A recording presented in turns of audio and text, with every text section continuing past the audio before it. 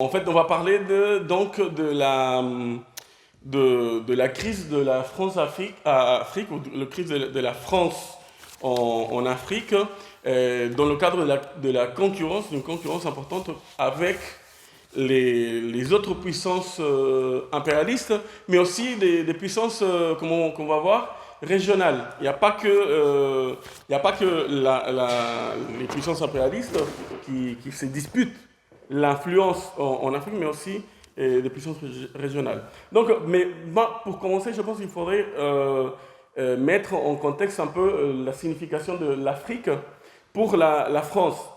La France, c'est une vieille puissance impérialiste et colonialiste, mais qui, depuis quelques décennies, se trouve dans une situation de recul ou de perte de vitesse, notamment face à d'autres puissances impérialistes, et les États-Unis, mais aussi l'Allemagne, et même sur certains points, dont en Afrique, contre des puissances comme la Chine, que même s'il y a une discussion, un débat au sein de l'AFT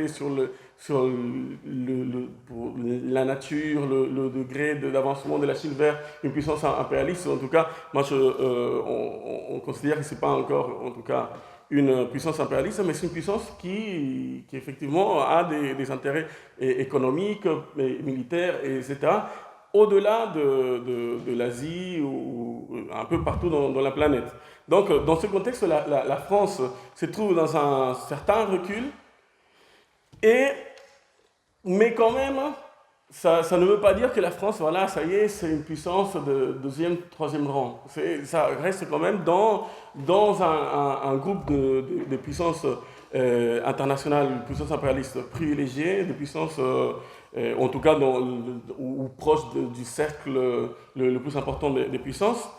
Et les atouts, on va dire, de la France, justement, pour garder cette place, c'est le fait, effectivement, d'avoir l'arme atomique, c'est très important, d'être membre de l'Union européenne et être une des principales puissances de l'Union européenne.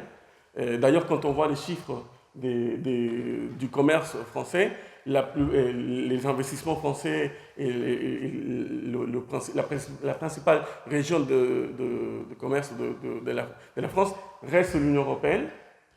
Et donc c'est un atout important.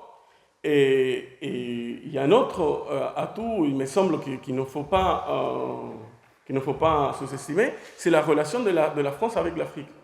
Même si la France a reculé en Afrique, comme je disais, et on va le voir, et d'un point de vue économique, il faut voir les liens que la France a encore, garde la présence surtout militaire que la France a, et les chiffres des missions, des opérations étrangères militaires de la France au niveau international, c'est 30 000 soldats, sans compter les bases et les bases militaires permanentes qu'il a un peu partout dans le monde. Et la plupart de cette présence militaire, elle s'est faite en Afrique.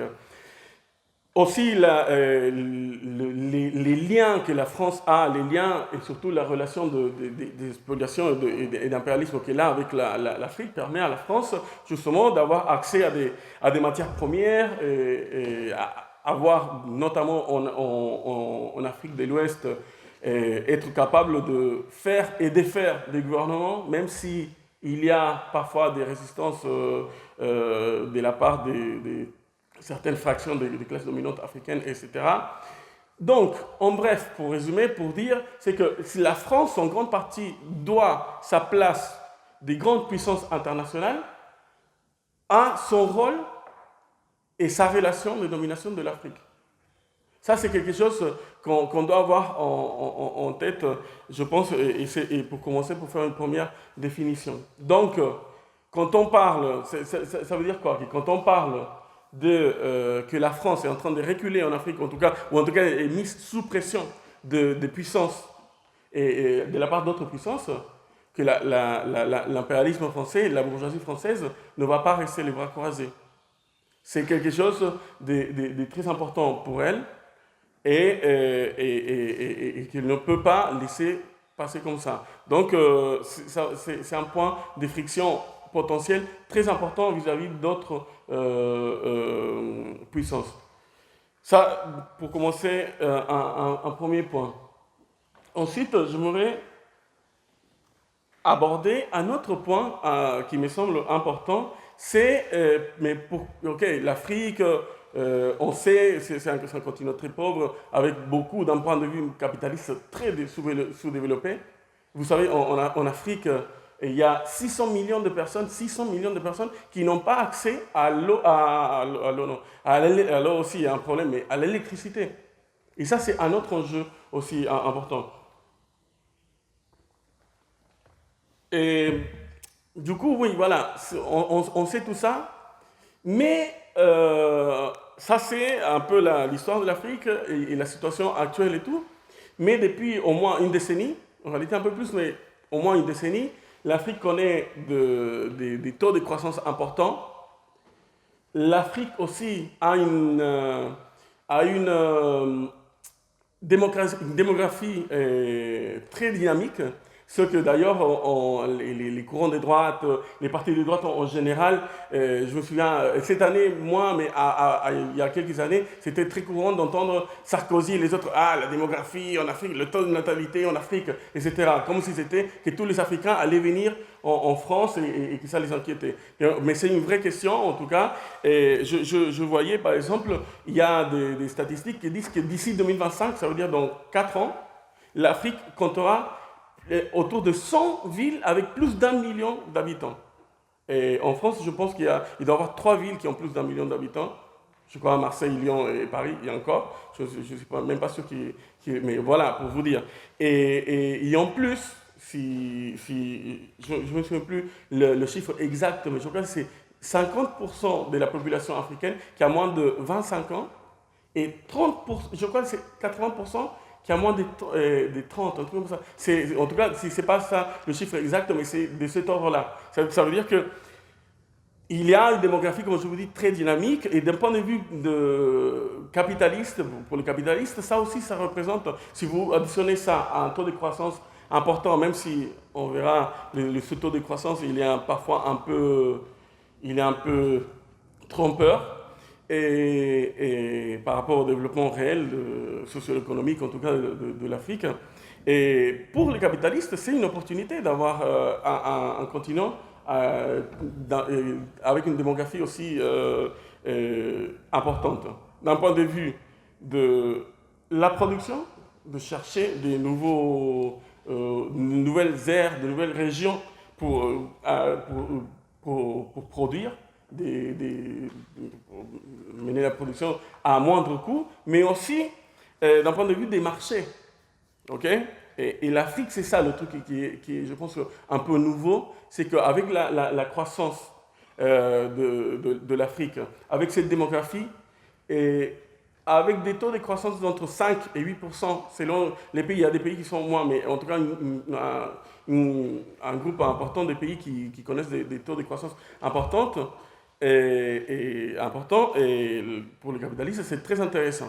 Donc, à partir de là, à partir de là, il se développe une concurrence justement pour, en quelque sorte, je lisais il y a quelques jours un article publié dans El País, en journal espagnol, où il parlait des opportunités de l'Espagne en Afrique. Et il disait clairement, et il le disait noir sur blanc, il disait l'Espagne a raté le coche de l'Asie. L'Espagne n'a pas su se prépositionner avec le surgissement de l'Asie, du Sud-Est, la Chine, l'Asie du Sud-Est, etc. Maintenant que l'Afrique peut être une nouvelle Asie, il faut se prépositionner. Donc, ça c'est la vision de l'Espagne, mais c'est la vision de tout le monde. La France a cette vision aussi. Et l'Allemagne, un acteur qu'on ne s'imagine pas, mais l'Allemagne a cette vision. L'Allemagne, c'est un pays qui est en train d'investir beaucoup, beaucoup, beaucoup en Afrique. Et évidemment, on parle même, enfin, évidemment, la Chine, mais d'autres puissances, comme je disais, qui ne sont pas des puissances qu'on peut penser au niveau global comme ça, mais la Turquie a beaucoup d'investissements en Afrique et se projette beaucoup en Afrique. La Russie, mais plus en termes notamment d'armement, mais aussi d'investissement en général, des productions, échanges commerciaux, etc. Et aussi, il y a des acteurs importants africains eux-mêmes. L'Afrique du Sud, quand vous voyez les statistiques d'investissement, etc., l'Afrique du Sud arrive systématiquement parmi les 5 premiers investisseurs, parmi les 5 premiers pays qui font du commerce en Afrique, etc. L'Afrique du Sud, le Nigeria qui est le pays le plus peuplé d'Afrique, avec 200 millions d'habitants. Et après, il y a l'Égypte. L'Égypte, en plus, l'Égypte, c'est un pays très particulier parce qu'il y a eu, c'était un des centres des révolutions arabes. Et en même temps, il y a eu une contre-révolution féroce qui aujourd'hui donne la dictature de Al-Sisi, et qui est un pays en plus avec beaucoup de rapports avec les impérialistes américains et la France. L'Égypte est devenue le principal client des armements français. Voilà, pour dire que tout ce monde-là, tous ces pays-là, voient l'Afrique comme une opportunité de se prépositionner comme une possibilité d'enrichir leur classe capitaliste, et notamment dans un contexte où le capitalisme est en crise. Ou en tout cas, il y a beaucoup en tout cas, les capitalistes sont à la recherche des nouveaux marchés, des nouveaux débouchés pour leurs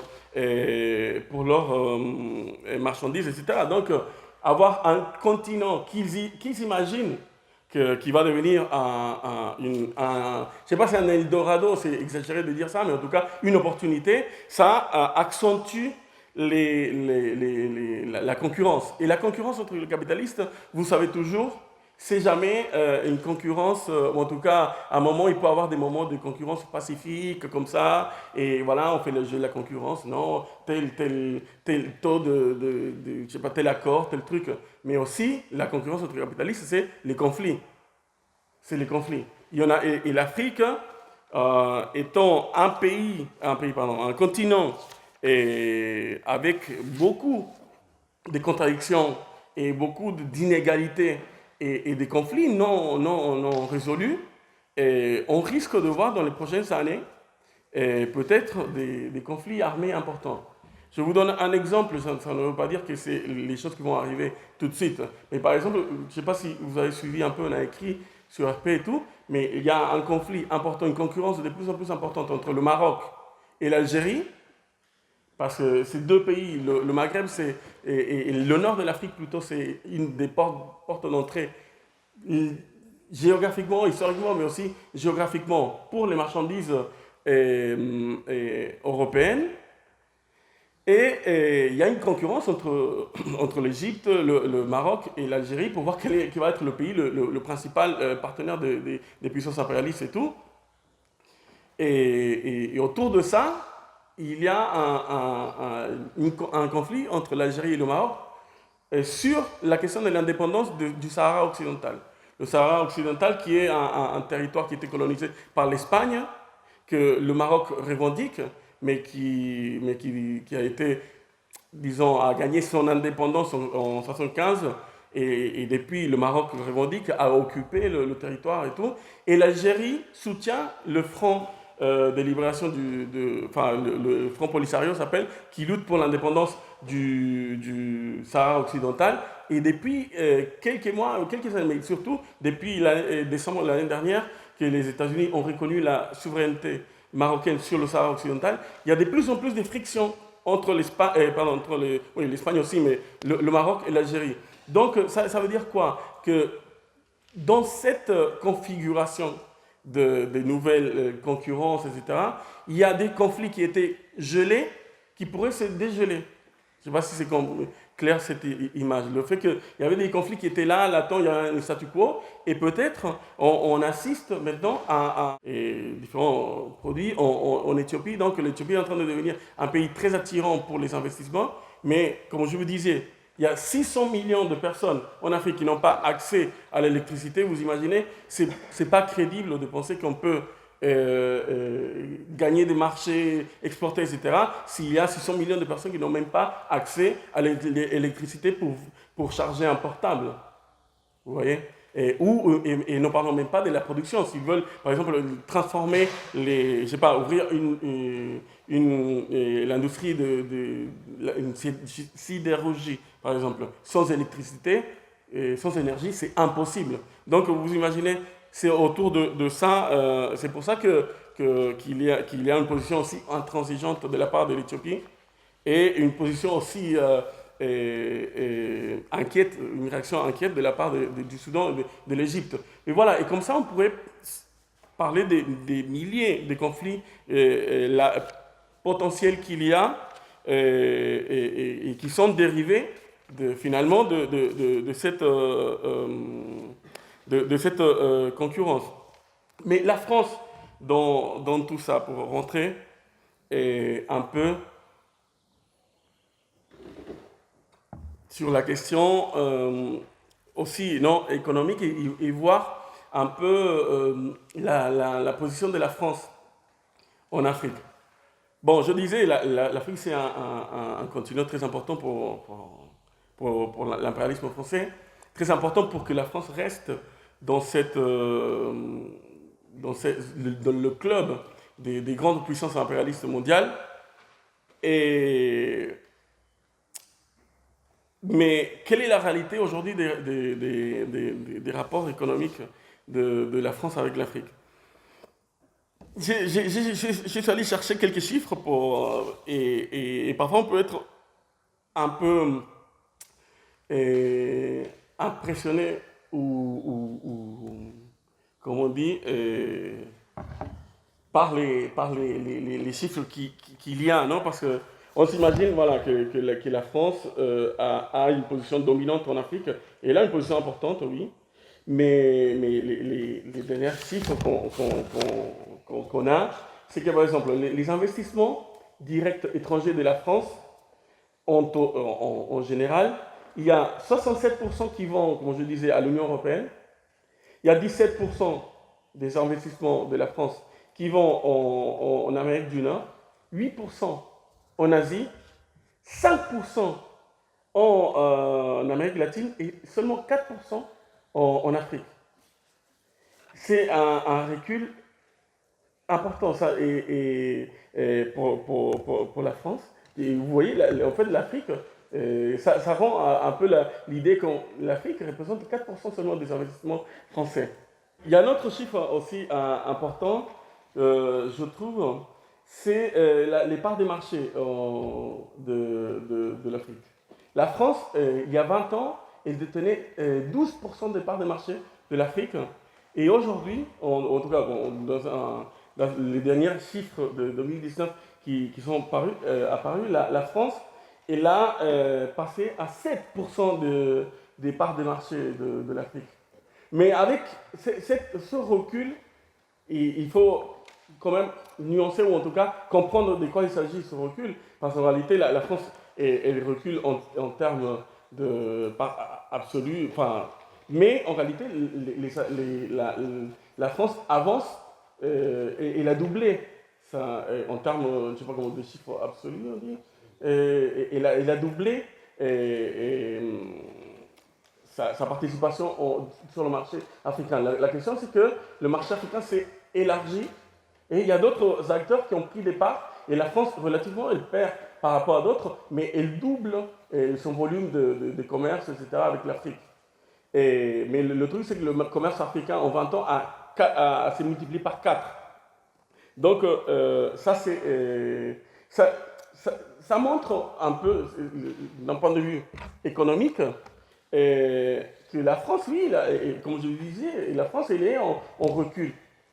elle reste quand même dans un groupe privilégié, parce que quand vous voyez les tableaux, en réalité, la France, avant, elle arrivait, je sais pas, en première, deuxième, arrive maintenant en troisième, mettons, ou quatrième maxi. Ça veut dire qu'elle reste quand même une des puissances principales, en tout cas des investisseurs principaux en Afrique. Mais quel est le danger, en tout cas, que voit la bourgeoisie française, c'est de dire que la dynamique et la perspective, elle est descendante. C'est que d'ici quelques années, ils s'attendent à que ce soit un désastre en réalité pour la France et que la France perde son influence économique, politique et militaire qu'on va aborder après en Afrique.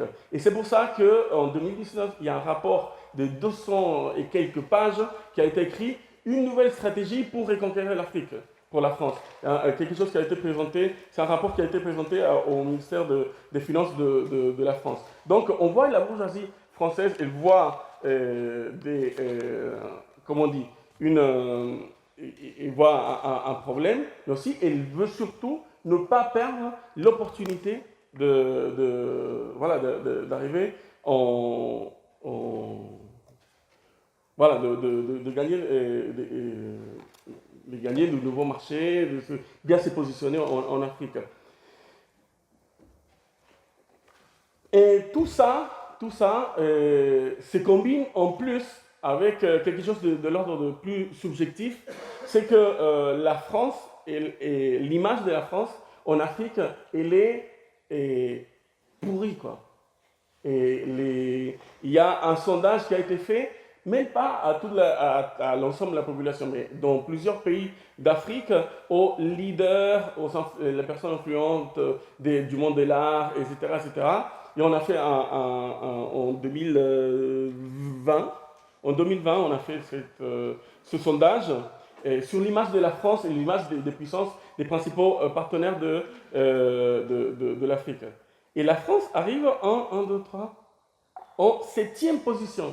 Derrière les États-Unis, c'est le pays vu comme qui a la meilleure image, en tout cas dans les élites africaines, c'est les États-Unis, suivi par l'Allemagne qui devient un concurrent très important pour la France en Afrique. Ensuite, le Canada, voilà, la Chine, et on peut se dire, bon, ok, c'est parce que la France a une histoire coloniale. Évidemment que c'est pour ça. La France a une histoire coloniale en Afrique et ça la rend détestable pour beaucoup de gens, même parmi les élites, etc. Mais le Royaume-Uni aussi a une histoire de colonialisme. Et pourtant, le Royaume-Uni arrive avant, un petit peu avant la France, mais en tout cas, a une meilleure image que la France. Et voilà.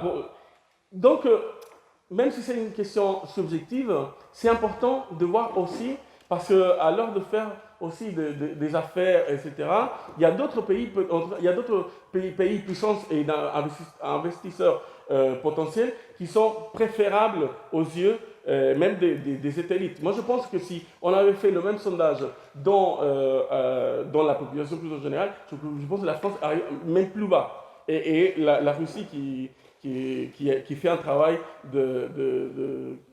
d'apparaître comme voilà, la puissance anti-impérialiste, soi-disant, et arriverait plus, enfin, avant la France. Là, ici, il arrive très bas. Mais voilà, il y a une question là à avoir, je pense, sur l'image de la France et tout. Et ça pour moi, c'est lié à un truc que je voudrais aussi, que je vous avais dit, que je voudrais aborder, mais peut-être un peu plus tard, mais non, je vais le dire maintenant. C'est la question de toute l'offensive qu'il y a en France aujourd'hui contre l'islamo-gauchisme, contre les études postcoloniales, et en général contre ceux qui disent, comment ils appellent les décoloniaux, ou je sais pas quoi. Non, tu voyais la droite aujourd'hui, le dada de la droite, évidemment, c'est l'islamophobie, c'est le truc, oui, mais c'est pas juste une question interne. Évidemment qu'il y a des visées internes pour exploiter, diviser encore plus la classe ouvrière. Alors du coup, ils utilisent l'islam pour dire, voilà, les islamistes, etc. Mais aussi l'islamo-gauchisme en plus, parce qu'ils ont vu, en quelque sorte, c'est une réponse aux mobilisations qu'il y a eu l'année dernière et au niveau international de Black Lives Matter, par exemple, qui est parti des États-Unis et qui en France a eu, on a vu des mobilisations énormes avec le comité Adama, mais avec beaucoup de petits blancs. Alors du coup, l'islamo-gauchisme colle très bien pour montrer finalement, oui, c'est des blancs, mais c'est des gauchistes. Et donc, ça sert très bien à ça. Il y a aussi l'offensive avec Vidal qui parlait des études postcoloniales, etc., il y a un risque, etc. Tout ça, évidemment, qui a des objectifs internes, mais aussi des politiques externes. Trotsky disait un truc, la politique extérieure d'un pays, c'est la continuité de la politique interne. Évidemment qu'il y a des intérêts. Bolloré, ce grand milliardaire français, qui a des investissements dans toute l'Afrique, qui est impliqué dans plein d'affaires de corruption, etc., qui est le propriétaire en même temps de CNUS, ce n'est pas un hasard que CNUS soit une des chaînes les plus offensives de ce point de vue et les plus réactionnaires sur le discours anti-études postcoloniales, la plus islamophobe, etc. Parce que Bolloré a des intérêts en Afrique. Et vous imaginez, s'il y a une partie de la société française, notamment de la jeunesse, qui commence à se politiser contre la France-Afrique, contre l'impérialisme français, évidemment que ces capitalistes qui aujourd'hui investissent et qui sont présents en Afrique depuis des années et qui sont dans toutes les magouilles, qui ont des accords avec l'armée française pour mettre ou enlever des gouvernements en Afrique. Et il faut se rappeler, Ouattara, le président de la Côte d'Ivoire, a été mis par la France avec l'armée française. Donc, c'est ça les trucs que je pense qu'il faut qu'on voit, que les discours qu'on a tous les jours à la télé contre et en plus c'est quelque chose qui est devenu de plus en plus violent, c'est parce qu'aussi c'est lié à la concurrence que la France a en Afrique. Souvent, quand j'écris par exemple des articles sur dénonçant la France, etc., je vois les commentaires sur Facebook, etc., des gens ou Twitter, des gens plus à droite, ils disent « Ah oui, vous critiquez la France, mais si la France, elle part par exemple du Mali, si la France elle part du Mali, il y a les Russes, il y a les Chinois. » Et en quelque sorte, ces gens qui vous disent ça sont en train de dire « Oui, ils sont en train de parler avec... » c'est la voie directe des intérêts du patronat. Évidemment avoir une contestation de la France, des interventions françaises en Afrique, ça peut avoir et ça a un impact sur les investissements aussi de la France en Afrique. Donc, moi je pense que tous ces discours qu'on voit sur l'islamo-gauchisme, contre les études postcoloniales et compagnie, sont aussi à mettre en relation avec ces intérêts que les capitalistes français ont en Afrique, un peu partout dans le monde, mais surtout en Afrique. Ça, c'est quelque chose d'important. Et ça, d'autant plus que ces dernières années, on a vu une quantité énorme, il ne faut pas s'exagérer non plus, mais en tout cas, on a vu des choses qu'on a moins l'habitude de voir. Des révoltes, et des explosions sociales, des crises importantes, des successions, etc., dans ce qu'on appelle le précaré français en Afrique. Et bon, j'ai parlé en 2011 des révolutions arabes qui naissent, partent de la Tunisie pour ensuite s'élargir à d'autres pays. L'Algérie et le Maroc ont été touchés à l'époque, mais beaucoup moins, rien à voir avec l'Égypte, ou la Libye ou d'autres pays. Mais déjà, ça posait des questions importantes. Il faut se rappeler qu'en 2011, quand même, quand la ministre des Affaires étrangères, je crois à l'époque, c'était Michel Alliot-Marie, a dit à Ben Ali qu'il pouvait offrir le savoir-faire français en termes de maintien de l'ordre. Il a dû dégager. Et il a démissionné après ça. C'était une crise importante. Mais plus récemment, on a vu l'Irak en Algérie, qui a en contestation du 5e mandat de Bouteflika, mais qui n'est pas encore fermée, cette période de convulsion en Algérie. Alors que l'Algérie, même si c'est vrai, les rapports entre la France et l'Algérie sont compliqués, etc., mais c'est un pays important pour la France. Sans l'Algérie, il n'y a pas d'intervention au Mali. Hein. Si l'Algérie n'ouvre pas son espace aérien et même les bases d'opération pour la France, il n'y a pas d'intervention au Mali. Donc, le FLN, aujourd'hui au pouvoir, qui est devenu un parti qui a en quelque sorte confisqué la lutte pour l'indépendance de l'Algérie, qui est devenu un parti aujourd'hui complètement néolibéral et peut se présenter encore ou prétendre être encore un parti anti-impérialiste, etc. Mais c'est un bon collaborateur avec la France, de la France et de la politique de la France en Afrique.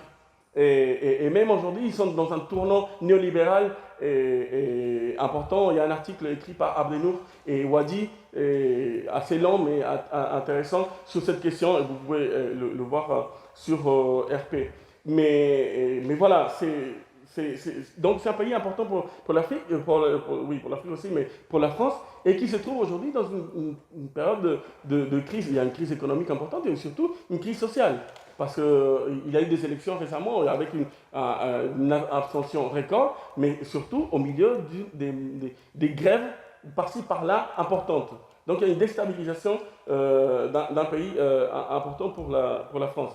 Et même un pays comme le Maroc, franchement le Maroc, c'est un pays où tu as une monarchie ultra pro-impérialiste, ultra réactionnaire. C'est un pays que les capitalistes, la bourgeoisie française adore, le Maroc. Parce que oui, c'est un régime pourri qui est complètement pro-impérialiste. Et même au Maroc, on a vu dans la région du Rif, il y a quelques années, des mobilisations importantes. Et vraiment, même ici, hein, contester le roi au Maroc, c'est très difficile. Donc, pour avoir une idée comment ces mobilisations qui ont eu lieu au Maroc, elles étaient importantes. Elles ont duré plusieurs mois d'ailleurs. Mais encore cette année, on a vu quoi? On a vu le Sénégal qui explose, la jeunesse qui explose, et en plus s'attaque à des symboles, à des symboles de la France, ce qui est nouveau par rapport à l'Algérie, par exemple, et les révolutions arabes. À cette époque, ces mouvements étaient contre les gouvernements et les régimes, évidemment, soutenus par les impérialistes et tout, mais il n'y avait pas des expressions ouvertes des masses comme ça contre l'impérialisme, contre la France, etc. Non. Mais là, au Sénégal, il y a une explosion sociale de la jeunesse qui a duré quelques jours, qui a pu être canalisée, mais tout de suite, on s'est attaqué au symbole de l'impérialisme français. Les supermarchés, les stations de service total, etc. Et ensuite, on a vu aussi des révoltes, toujours sur cette question des mandats, de renouvellement d'un mandat éternel en Côte d'Ivoire contre le troisième mandat d'Alassane Ouattara. Et pareil, ça c'est très important, c'est des symboles aussi de la France-Afrique, parce que je vous disais, Ouattara a été mis comme ça par la France. C'est un ex-fonctionnaire du FMI qui a été mis comme ça par la France. Et voilà, la France a été très embarrassée par rapport à cette question. En Guinée aussi, on a vu des révoltes et des explosions sociales. Au Tchad, le Tchad qui est un autre pays central pour la France en Afrique, d'où partent les avions pour aller bombarder le Mali, partent de la base aérienne que la France possède au Tchad après la mort du président Idriss Déby. Comment on dit, son remplacement par son fils, complètement adoubé par la France, qui s'est complètement, en quelque sorte, décrédibilisé auprès de beaucoup de jeunes en Afrique, et notamment au Tchad.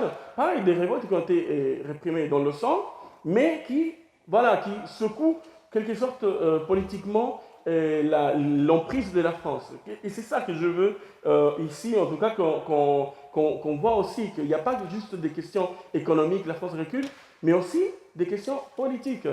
Des questions politiques qui sont liées aussi au développement, ce développement de l'Afrique qui n'est pas suffisant pour, je le disais, non? Il y a des pays qui ont une croissance entre 5 et 8% par an depuis 10 ans en Afrique. Donc, mais beaucoup de cette croissance, il faut voir, elle ne crée pas tant que ça d'emplois. Et si ça, on le combine à la démocratie, à la démographie énorme et la quantité de jeunes qu'il y a aujourd'hui qui ont entre 20 ans, 25 ans et qui ne trouvent pas de travail, ça crée une contradiction énorme. Et ça crée le terrain pour des explosions sociales, des révoltes contre les régimes en place voilà, contre les régimes en place. Et les régimes en place sont, quand ils sont contestés, touchent les intérêts de la France, parce que souvent, ces régimes-là sont issus complètement et directement de la France-Afrique, non, de cette relation-là. Et voilà, et je passe vite à la question militaire. Je veux l'évoquer rapidement parce que, mais elle est importante, c'est quelque chose voilà, je pense qu'on ne peut pas ne pas mentionner. Et d'un point de vue militaire, je disais, la France, le chiffre exact, je ne sais pas parce que je ne connais pas le chiffre, bah, si, je ne l'ai pas noté ici, exact des soldats dans les bases permanentes. Mais il y a autour de 17 000 soldats en opération,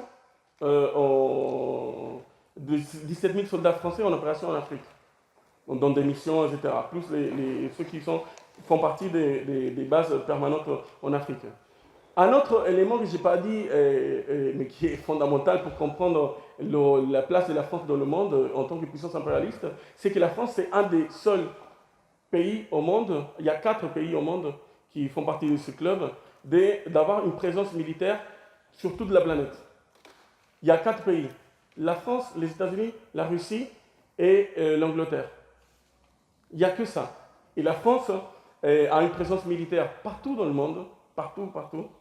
Et en Asie, et en Afrique évidemment, en Amérique latine, en Océanie, partout la France est là une présence militaire. Évidemment, c'est un résultat du colonialisme français. Ce que Mélenchon, quand il est très content que la France soit présente dans tous les continents, c'est ça en fait, c'est d'être très content que la France ait été et qu'il soit encore une puissance colonialiste et que ça lui permette d'avoir une présence militaire partout. Une présence militaire de la France n'est pas juste comme ça, on va faire la guerre. Non, les militaires en France, aujourd'hui en tout cas, jouent un rôle surtout d'information. Ils jouent un rôle d'espion d'information en quelque sorte.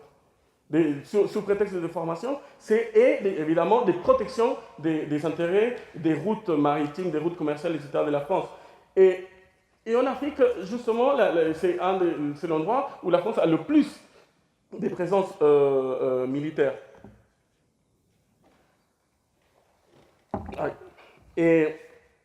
Mais cette présence militaire aussi, ça fait partie de quand on parlait de la mauvaise image de la France. C'est ça aussi.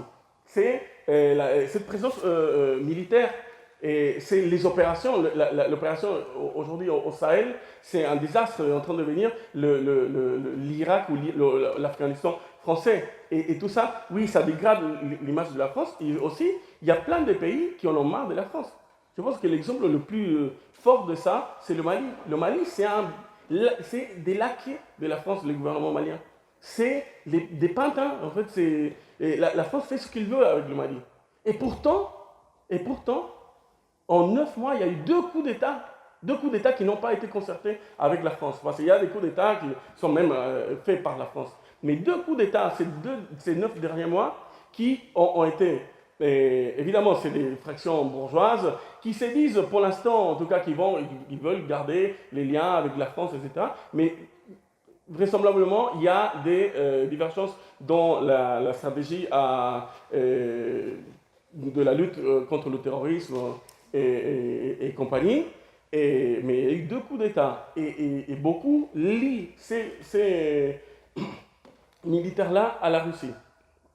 Et il faut savoir que ces militaires qui ont mené le coup d'État en Afrique en tout cas les chefs, ont été en partie formés en Russie. Ils sont formés par tout le monde. Tout le monde forme les militaires, tous les impérialistes forment les militaires. Mais en tout cas, là, ils ont été formés par la Russie et très probablement, ça a quelque chose à voir non seulement avec les stratégies et les tactiques à mettre en place contre les islamistes, les courants islamistes armés au Sahel, mais aussi par rapport à des contrats de vente d'armes.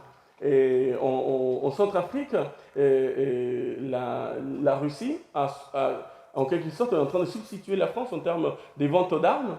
Et alors que c'est la France qui lui a dit viens chercher voilà, à conseiller au gouvernement centrafricain d'aller voir du côté de la Russie pour faire face à la révolte qui menaçait le gouvernement et tout. Mais depuis 15 ans, 20 ans, la Russie est devenue la principale puissance exportatrice d'armes pour l'Afrique.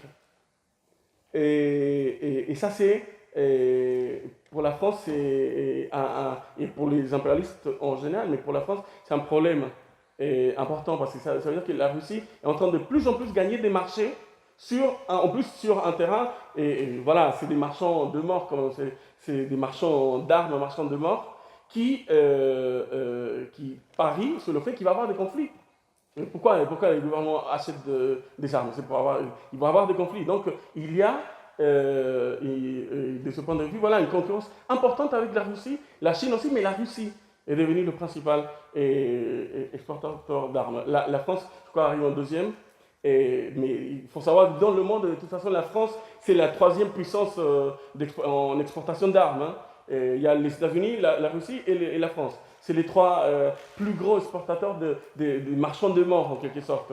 Et voilà, donc, dans plusieurs pays d'Afrique, la Russie est en train de déplacer la France en termes militaires. Et aussi, la Russie va ouvrir, il faut voir parce qu'il y a une base navale au Soudan. C'est pas encore sûr, mais parce qu'il y a des pressions pour que le Soudan très lié aux dépendants des États-Unis, donc les États-Unis mettent de la pression pour empêcher ça. Mais voilà, et pareil, la Chine a ouvert je crois que c'est la plus grande base militaire à Djibouti. Djibouti, qui est pareil, une invention de la France. Et donc vous voyez que sur le plan militaire aussi, la France est en train de se faire doubler par d'autres puissances. Et au milieu de tout ça, il y a aussi mis la Turquie et la Chine. Donc voilà, je pense voilà, je voulais passer un peu vite sur la question militaire, mais pour qu'on voit aussi que d'un point de vue des ventes, mais aussi de l'implication de la France et des missions des opérations de la France en Afrique, elle est dans une très mauvaise posture. Tous les trucs qu'ils disent, non, parce que récemment, Macron, il a dit quoi? Il a dit oui, Barkhane, c'est fini. Oui, c'est fini Barkhane, mais pas la présence l'intervention de la France en Afrique, au Mali, etc. C'est du bluff, ça. Pourquoi? Parce que pour comprendre tout, si la France, elle part, quelqu'un va remplir le vide. Et ce sera des concurrents. La France ne peut pas partir de l'Afrique comme ça. Et reste Barkhane, le truc qu'elle aimerait la France, c'est qu'il y ait une force européenne et associée aux pays de la région et qui mène la lutte contre le terrorisme et en fin de compte pour les intérêts de la France en commun. Mais le truc c'est qu'il y a la concurrence entre les Européens aussi. L'Espagne, il dit oui, on vous aide, mais il n'y a personne qui envoie des soldats pour se faire tuer au Sahel. Pourquoi? Pour les intérêts de la France, personne ne va. L'Espagne a des intérêts en Afrique, mais c'est pas les mêmes que la France. En tout cas, à moyen terme, c'est des concurrents en réalité. L'Allemagne est pareil, l'Allemagne est en train de marcher beaucoup sur le terrain de la France. Et donc, disons ça, c'est la contradiction, une des contradictions très importantes de l'Union européenne.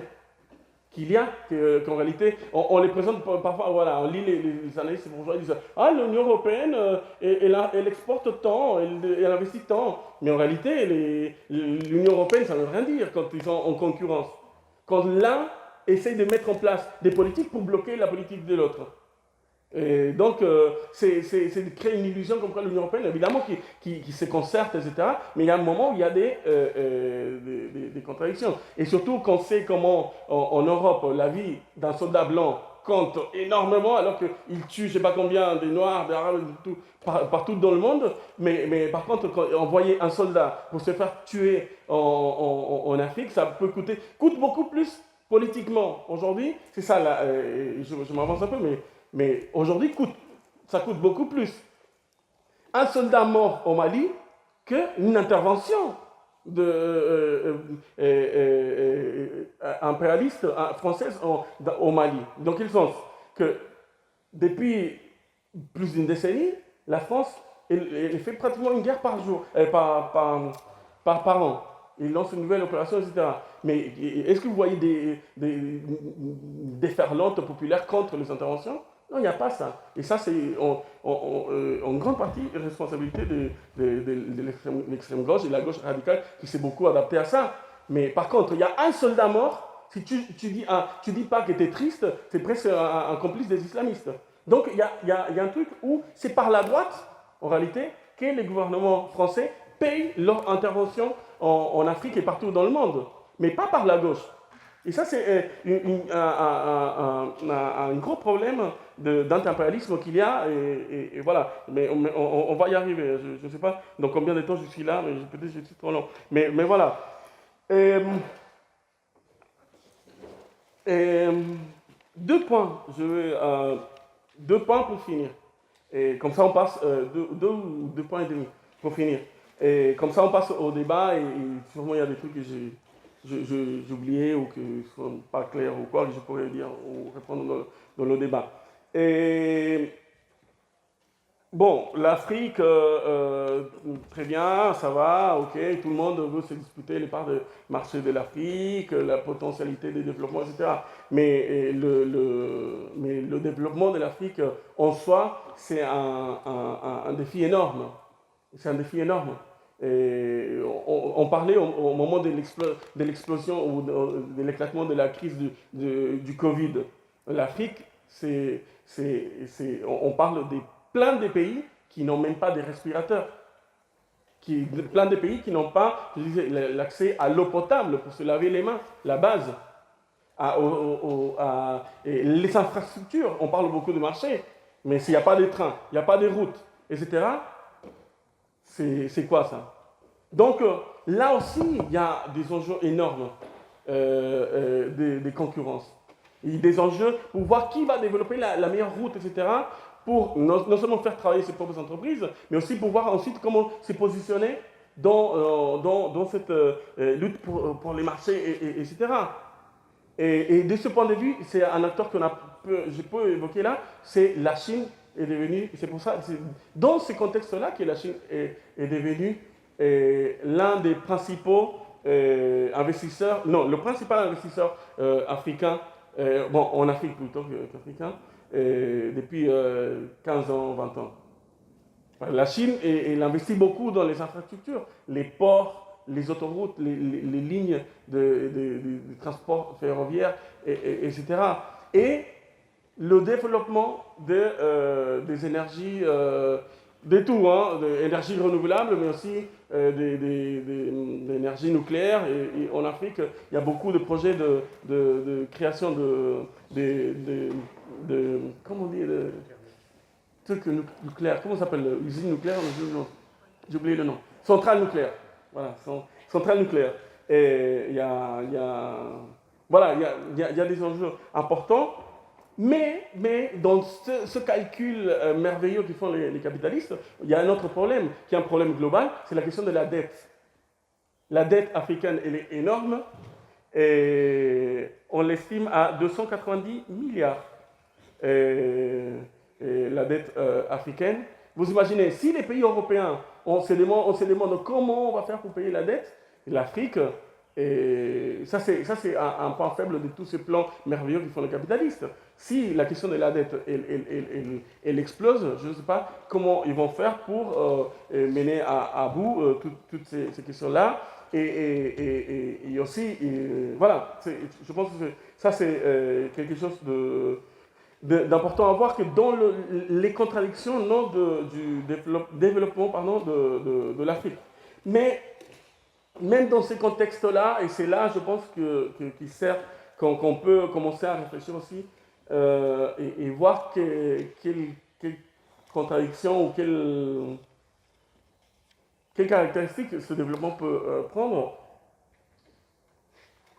C'est que le fait qu'il y ait beaucoup d'investissements de capitalistes et qui se pose de plus en plus la question d'investir dans l'industrie, d'investir dans la production, ça peut, et en plus c'est intéressant parce que ça peut donner qu'en Afrique on se trouve avec des entreprises avec comment on dit, les, des dernières, des pointes, je veux dire, très développées, avec les meilleures technologies, parce que c'est en quelque sorte un terrain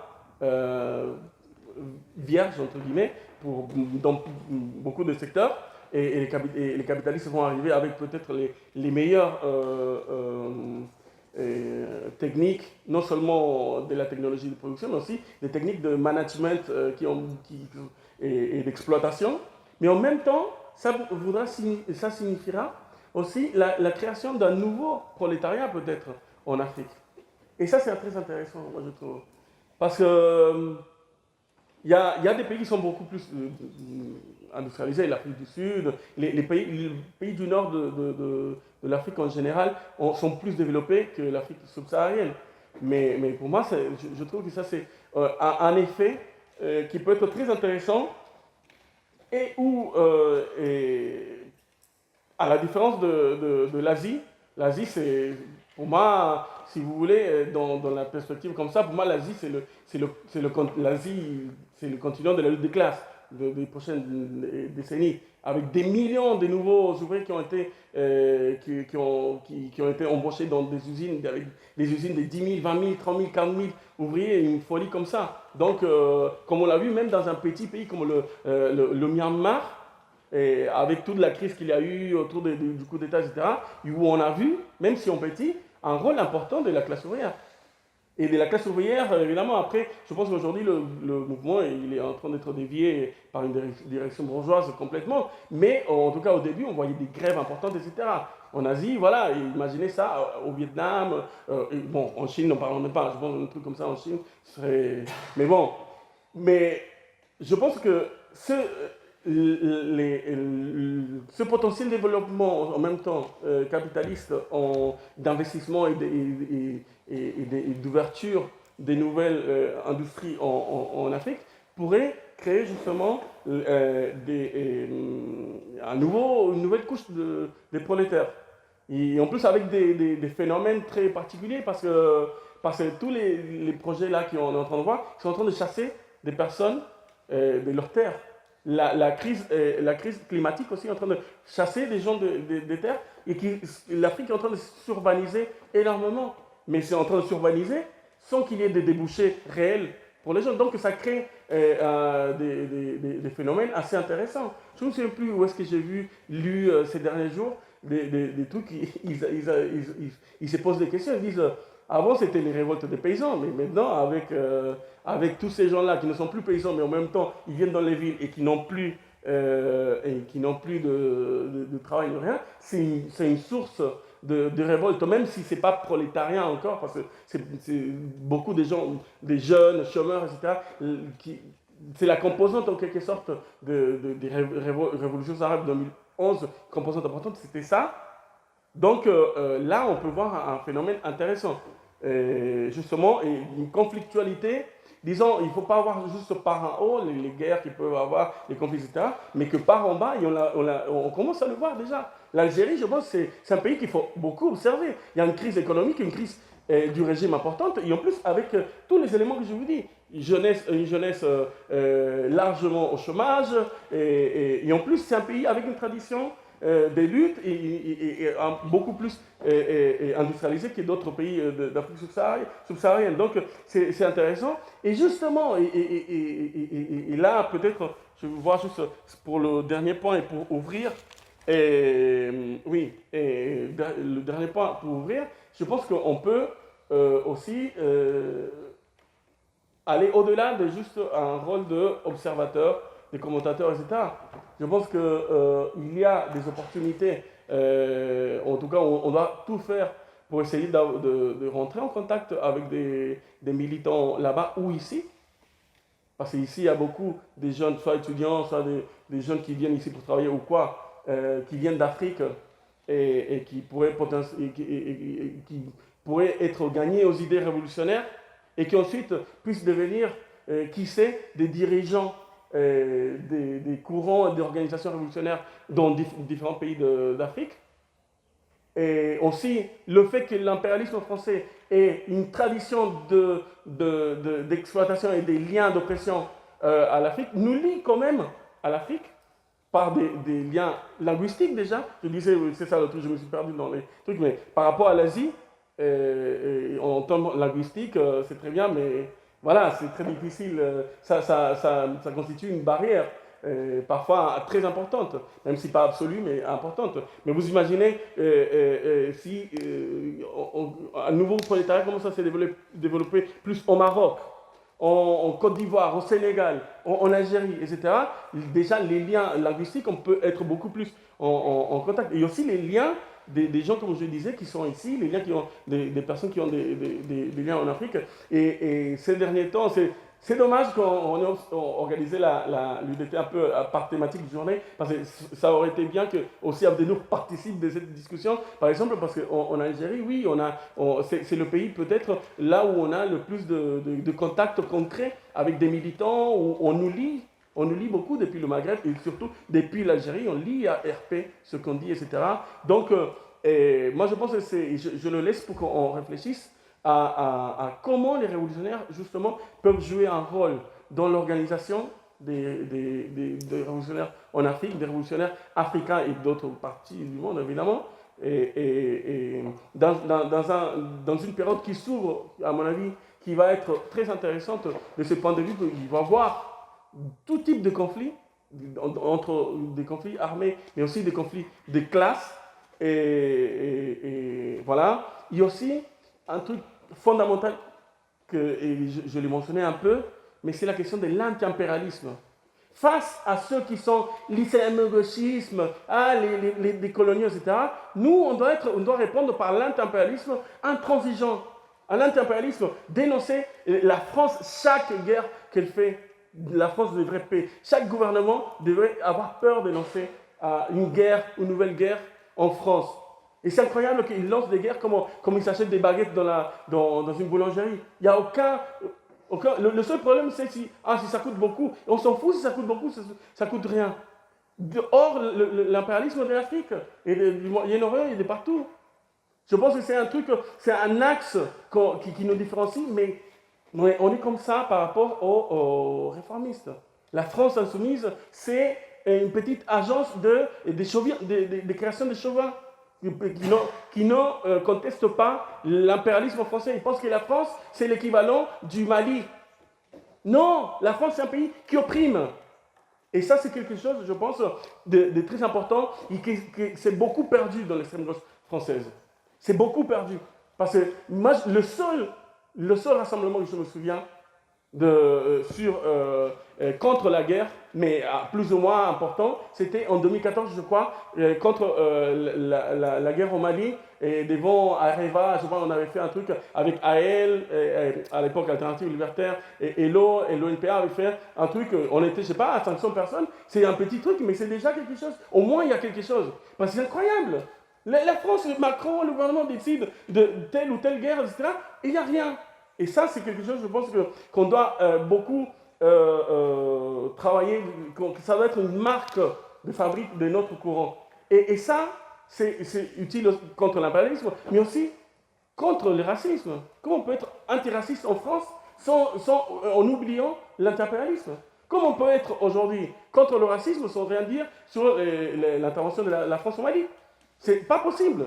C'est pas possible parce que c'est lié. Comment on peut être antiraciste ici si on ne dit rien sur Bolloré qui fait toutes ces affaires en Afrique ou quand il y a un coup d'État mené par la France? Donc je pense que c'est ça des choses, et c'est ça aussi qui va nous permettre justement de nous lier à des militants et des révolutionnaires d'ailleurs. Parce qu'ils vont voir, eux, c'est des militants, ils sont en France, mais ce n'est pas des franchouillards. Et aussi pour briser toute cette connerie de la gauche blanche. Ça, c'est une connerie qu'en réalité qui camoufle les divergences de stratégie. Il n'y a pas de gauche blanche, il y a une gauche qui capitule à l'impérialisme. C'est ça la vraie définition. Et pas la gauche blanche, la gauche, je ne sais pas de quelle couleur. Non, moi je pense que c'est ça. Et je pense que, en voyant, quand on analyse toutes ces questions économiques, militaires, etc., c'est pas juste dire, ah ouais, voilà, comme on connaît. Non, c'est pour comprendre dans quelle période on s'inscrit, dans quelle période s'ouvre, et quelles sont les tâches des révolutionnaires dans cette période. Et l'Afrique, ce n'est pas n'importe quel autre continent. C'est pour ça que pour moi, ce topo, en tout cas cette question, elle est importante. L'Afrique, ce n'est pas n'importe quel autre continent. C'est un continent où l'impérialisme français a des liens directs, des dominations, une histoire coloniale et une actualité coloniale. Donc c'est ça le truc en tout cas, que je voulais faire passer dans ce topo et que en tout cas, il serait bien qu'on discute en plus de cette question. Je m'arrête là. Voilà.